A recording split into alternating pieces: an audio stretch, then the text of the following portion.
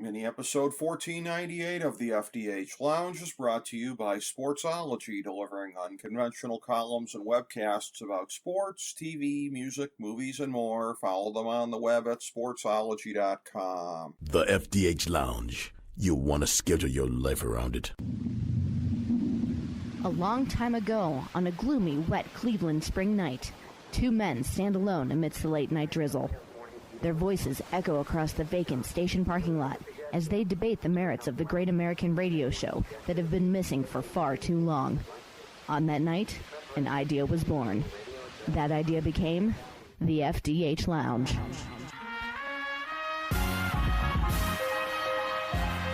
Welcome to the FDH Lounge. Hello and welcome to FDH Lounge mini episode 1498, our analysis of the Vince McMahon retirement. I'm FDH managing partner Rick Morris here with our top 5 questions about an unprecedented moment in the history of wrestling.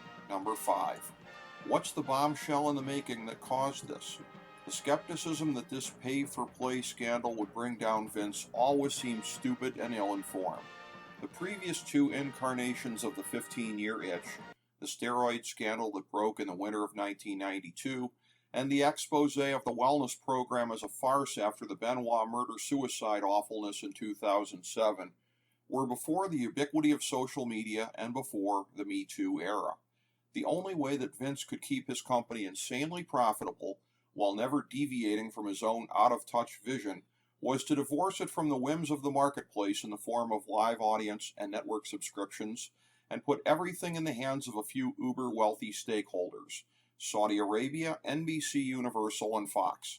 The Saudis clearly care nothing about bad PR, but the TV entities paid for a family-friendly product, and Vince living out the genetic jackhammer gimmick at the expense of vulnerable female underlings ain't that.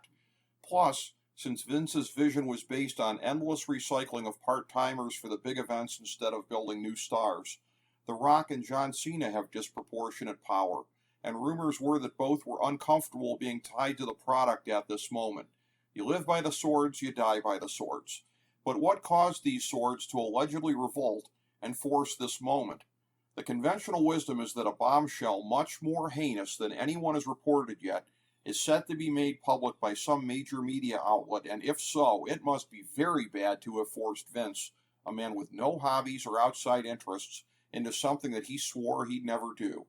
Also, can we take just a moment to examine all of the people and entities that outlived Vince McMahon in the wrestling game? Austin Idol, Ring of Honor, Jim Crockett Promotions, and the in-ring careers of Ricky Morton and Ric Flair.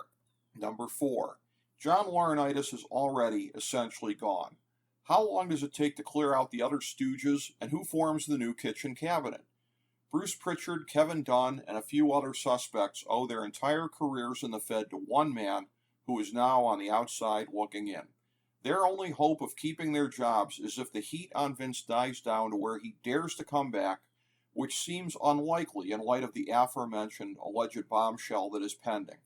The wholesale freshening changes to the product desired by so many wrestling fans will be held back by the stooges of the old regime who only know about one playbook. Also, Dunn's insipid and ever-worsening style of direction, with camera cuts at the speed of strobe light, will continue to pollute this product as long as he's kept in his job. The McMahon family has long publicly abided by the polite fiction that they're all on the same page and there are no palace factions warring against each other, so Steph and Hunter have to save face by making changes incrementally, but they are coming, in all likelihood, as the likes of Jeff Jarrett, Shawn Michaels, and others seem poised to step up. And don't forget the master politician, the Road Dogg, presently campaigning shamelessly on Twitter for his old job back. Everyone involved in the new Politburo will work with Triple H to solve the next question. Number 3. What does the replacement of an audience of one look like? Whether it be the forcible insertion of juvenile humor or lowest common denominator elements into every corner of the presentation, the refashioning of NXT from a place of great pro wrestling into a haven for green workers who match the vision of an out-of-touch man in his late 70s, or the big man fetish that has held back the company almost every time it's been indulged in the last 30 years, something new will be coming. If wrestling fans are lucky, it'll be a lot like the previous version of NXT. The idiotic linguistic fixations, like not saying pro wrestling or belts, should be a thing of the past. Emphasis on in-ring work should, fortunately, take on increased importance. Insulting the intelligence of fans with inconsistent and contradictory storytelling should, as much as humanly possible, be a thing of the past. The end of the brand split may or may not be possible given the stance of the networks, but unification of the women's titles should follow the men's major titles in that regard, and it now seems more likely that Sasha and Naomi could be back as tag champions, and that others purged in the last few years could make their way back. The incredible treatment of Cody Rhodes' return, which happened out of Vince's desperation for a big-time babyface, serves as a template that could set the stage for others to jump from AEW or New Japan if the company gets stabilized. Speaking of which, number 2, will WWE open its own forbidden door? Realistically, a supercard with AEW and or New Japan is way too complicated for all involved. But what about on a smaller level? Could the Mickie James Royal Rumble appearance serve as an example for cooperation with Impact? What if the MLW lawsuit got quashed by setting up a cooperative agreement that could lead to that promotion getting paid for its footage to join the network, and some level of co-promotion back and forth? Triple H has always said that WWE is open for business with everyone, but Vince always put a low ceiling on what that could look like. With him out of the picture, maybe the company can get some good buzz and promote fresher talent by looking outside its traditional boundaries. Number 1. With the sale of the company now more likely than ever, could all of these points be moot? The biggest obstacle to a wholesale acquisition of WWE was the absurd notion that Vince could ever step away from his own product. But now that circumstances have forced his hand and the next TV deal is looming, is the window right for Nick Khan to complete the trajectory that many have always suspected was his end game?